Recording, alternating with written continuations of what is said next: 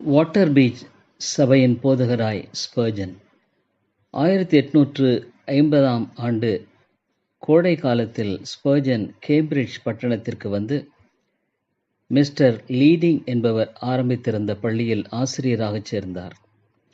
அப்பொழுது அங்கிருந்த Saint Andrews strict Baptist சபையில் அங்கத்தினராகச் சேர்ந்தார். அந்த சபையில் ஞாயிறு பள்ளியில் பேசும்படியாக கேட்கப்பட்டார். ஞாயிறு பள்ளியின் பொறுப்பாளராக இருந்த ஜேம்ஸ் வின்டர் என்பவர் ஸ்பர்ஜனின் பிரசங்கத்தை கேட்டு மிகவும் ஆச்சரியப்பட்டார்.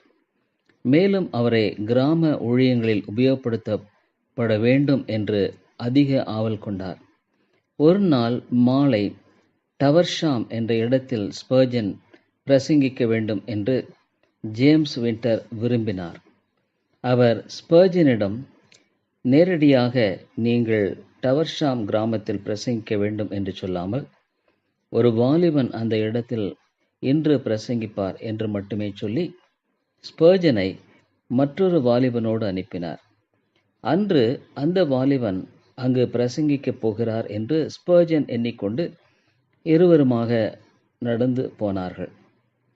விதமான வேளையில் அந்த வாலிபன், இன்றைக்கு நான் பிரசங்கம் பண்ணுவதல்ல, ஸ்பர்ஜனை நீங்கள்தான் பிரசங்கிக்க வேண்டும் என்று சொன்னார். ஸ்பர்ஜனுக்கு இது ஒரு அதிர்ச்சியாகவும் இருந்தது. ஆனாலும் அந்த வாலிபன் தான் இதுவரைக்கும் பிரசங்கித்தது இல்லை என்றும், ஸ்பர்ஜன் ஞாயிறு பள்ளிகளில் கொடுத்த செய்திகளில் ஒன்றை பிரசங்கித்தால் போதும் என்று சொன்னார். ஸ்பர்ஜன் ஆச்சரியத்தோடு தாழ்மையாய் அதை ஏற்றுக்கொண்டு கிருபைக்காய் கர்த்தரை நோக்கி ஜெபித்தார்.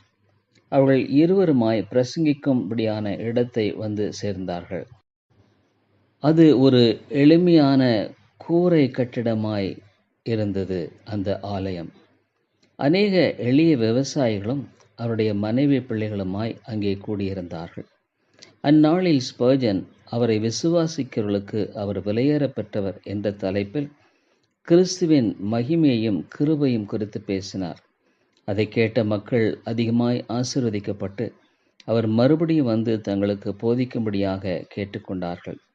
அந்நாட்களில் இவ்விதமான கிராம ஊழியங்கள் 13 கிராமங்களில் நடத்தப்பட்டு வந்தது.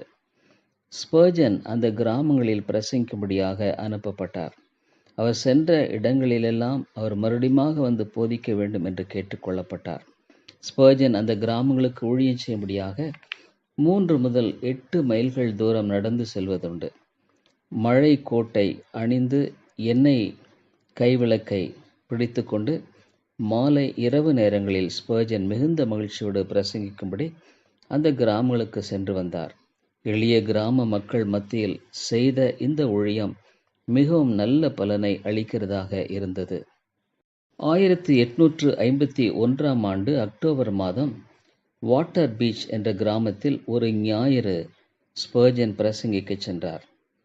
அடுத்த ஞாயிறும் அங்கு சென்று பிரசங்கித்த பொழுது அந்த எளிய மக்கள் அவரை தங்களுக்கு போதகராக வர வேண்டும் என்று வருந்தி கேட்டுக்கொண்டார்கள்.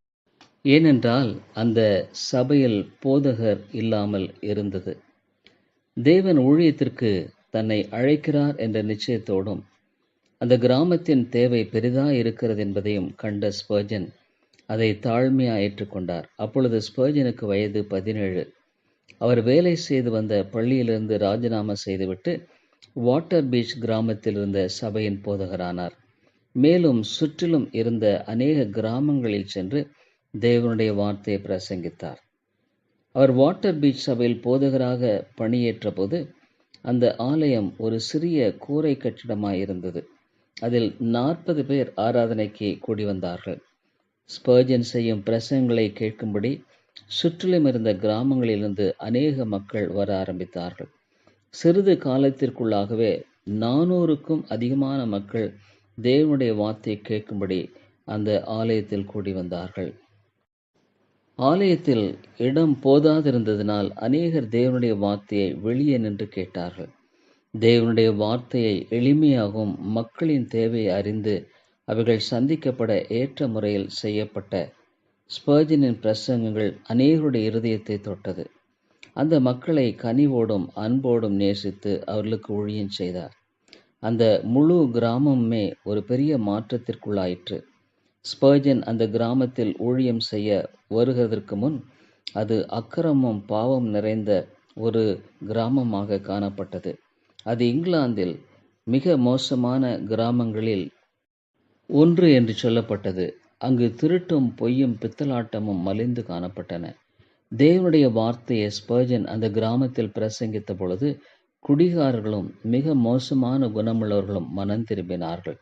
ஞாயிறு ஆராதனை கூட்டங்களில் இவ்விதமான மனம் திரும்பிய மக்களால் ஆலயம் நிரம்பி வழிந்தது. அந்த கிராமத்தில் குடிப்பழக்கம் முற்றிலும் அற்று போயிற்று. பகலில் மிகுந்த மகிழ்ச்சியோடு கர்த்தரை துதித்து பாடி வேலைகளுக்கு செல்வதும், மாலையில் அவருடைய குடிசைகளில் தங்கள் பிள்ளைகளோடும் கூட சத்திய வசனத்தை வாசித்து முழங்கால் படியிட்டு ஜெபிப்பதையும் கேட்க முடிந்தது. ஸ்பர்ஜன் இதை குறித்து விதம் சொல்லுகிறார். மாலைகளில் கிராமத்தின் வீதிகளில் ஒரு முனை தொடங்கி மறுமுனை மட்டும் கடந்து செல்லும் பொழுது மக்கள் தேவனை துதித்து பாடுவதை கேட்க முடிகிறது. தேவனுடைய கிருபையின் புகழ்ச்சிக்காக இதை நான் சாட்சியாக சொல்லுகிறேன். தேவன் எங்கள் மத்தியில் இவ்விதம் தம்மை வெளிப்படுத்துவது அவருக்கு பிரியமாய் காணப்பட்டது. இயேசுவின் வல்லமையுள்ள நாமத்தினால் ஆத்துமாக்களை ஆதாயப்படுத்துவதும் பாவிகளான ஆண்களும் பெண்களும் புதிய ஜீவனை பெறுவதையும் கண்கூடாக பார்க்க முடிகிறது என்று எழுதினார். வாட்டர் பீச் சபையில் ஸ்பர்ஜன் தேவனுடைய வார்த்தையை பிரசங்கிக்க ஆரம்பித்தவுடன் ஸ்பர்ஜனுடைய தகப்பனாரும் ஸ்பர்ஜனுக்கு நெருக்கமானவர்களும் ஸ்பர்ஜன் வேதாகம கல்லூரியில் பயிலுவது நல்லது என்று எண்ணினார்கள்.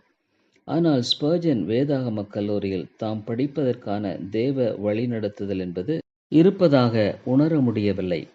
ஆனாலும் தன்னுடைய தகப்பனாரின் உந்துதலினால் அவ்விதம் வேதாகம கல்லூரியில் சேர்ந்து படிக்க சம்மதம் தெரிவித்தார். அதற்கான ஏற்பாடு செய்யப்பட்டது. ஸ்பர்ஜன் அதற்கான சம்பவத்தை குறித்து இவ்விதமாய் எழுதுகிறார்.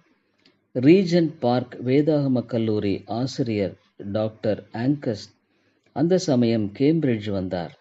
அவர் புத்தக பதிப்பாளர் மேக்மிலன் என்பவருடைய வீட்டில் அவரை நான் சந்திக்கும்படியாக ஒழுங்கு செய்யப்பட்டிருந்தது. இதை குறித்து ஜெப சந்தையோடு குறிப்பிட்ட நேரத்தில் அந்த வீட்டிற்கு சென்றேன். அந்த வீட்டில் இருந்த வேலைக்கார பெண்மணி காட்டிய அறையில் அமர்ந்து காத்திருந்தேன். டாக்டர் ஆங்கஸ் வேறு ஒரு அறையில் இருந்தார். நான் வந்ததை அந்த பெண் அவரிடம் அறிவிக்க மறந்துவிட்டாள். 2 மணி நேரம் காத்திருந்து மறுபடியும் நான் விசாரித்த பொழுது டாக்டர் ஆங்கஸ் எனக்காக 2 மணி நேரம் காத்திருந்து லண்டன் செல்ல ரயிலுக்கு நேரமாகிவிட்டதால் புறப்பட்டு சென்று விட்டார் என்று எனக்கு அறிவிக்கப்பட்டது. சரி, இதிலும் நான் வேதாகம கல்லூரியில் படிப்பது தேவனுடைய சித்தமாக இருக்கவில்லை என்பதை அறிந்து அதை ஏற்றுக்கொண்டேன். அதன் பிறகும் அந்த கல்லூரிக்கு மனுவை அனுப்பும்படியாக எண்ணிக்கொண்டிருந்த பொழுது அன்றைய தினம் செஸ்டன்டன் என்ற இடத்திற்கு பிரசங்கிக்கும்படியாக ஒரு மர பாலத்தின் மேல் நடந்து போய் கொண்டிருந்த பொழுது தேவன் என்னோடு தெளிவாய் பேசும்படியான ஒரு சத்தத்தை கேட்கிறதாக உணர்ந்தேன். பெரிய காரியங்களை தேடுகிறாயா? தேடாதே. அத்துடன் நான் வேதாகம கல்லூரியில் படிக்க வேண்டும் என்ற எண்ணத்தை முற்றிலும் விட்டுவிட்டேன். ஸ்பர்ஜன் வாட்டர் பீச் சபையில் தொடர்ந்து 2 ஆண்டுகள் பணியாற்றினார். அந்த சபையில் அவர் செய்த 200க்கும் மேற்பட்ட பிரசங்கங்களின் பிரசங்க குறிப்புகள் இன்றும் உள்ளன. பொதுவாக ஸ்பர்ஜன் தன்னுடைய பிரசங்க ஆயத்தங்களில் ஆரம்பத்திலிருந்து மிகவும் அதிக கவனம் செலுத்தினார். அவர் பிரசங்கிக்கும்படியான பகுதியை தேவனிடத்தில் ஜெபித்து எப்பொழுதும் பெற்றுக்கொள்வார். அந்த பகுதிகளை அதிக ஜெபத்தோடு கருத்தூன்றி அதிக நேரம் செலவிட்டு படிப்பார். அவைகளிலிருந்து முக்கிய தலைப்பு குறிப்புகளையும் மேலும் அவைகளிலிருந்து பிரியும் சிறிய தலைப்பு குறிப்புகளையும் எழுதி அதை பிரசங்க பீடத்திற்கு எடுத்து சென்று பிரசங்கிப்பார். ஆழமான ஜெப ஜீவியத்தை தன் ஆரம்ப காலத்திலிருந்தே ஸ்பர்ஜன் கொண்டிருந்தார். அவர் செய்த பிரசங்கங்கள் வெறும் மேலோட்டமான சத்தியங்கள் கொண்டதாக அல்ல, வேதத்தின் ஆழமான ஆவிக்குரிய சத்தியங்கள் அடங்கியுள்ளவைகளாய் காணப்பட்டன. அவர் ஒரு இளைஞனாய் இருந்தாலும் ஆவிக்குரிய முதிர்ச்சியை பெற்ற ஒரு போதகனாய் காணப்பட்டார். அதிகாலையில் எழுந்து அந்த நாள் முழுவதும் ஜெபத்திலும் தேவனுடைய வார்த்தையை வாசிப்பதிலும் நல்ல ஆவிக்குரிய புத்தகங்களை படிப்பதிலும் பிரசங்கிப்பதிலும் ஆத்துமாக்களை சந்திப்பதிலும் தன்னுடைய நேரங்களை செலவிட்டார். மற்ற எதற்கும் அவருக்கு நேரமில்லை. இவ்விதமாக 2 ஆண்டுகள் கழிந்து நடைபெற்ற ஒரு சம்பவம் அவரின் ஊழிய பாதையில் ஒரு திருப்பு முனையை உண்டாக்கிற்று.